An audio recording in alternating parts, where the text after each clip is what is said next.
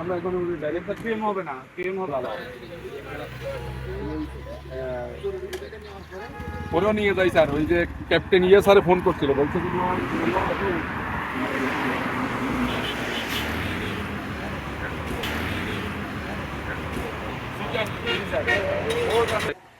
আমাদের বসতে হবে, নিরিবিলি বসতে হবে,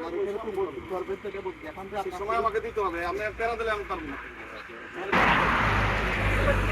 এটা তো আপনি করেন না, আমরা করি সবসময়। আপনার আমার কাছে সহায়তা হলো আপনি বডিটা নিয়ে ওই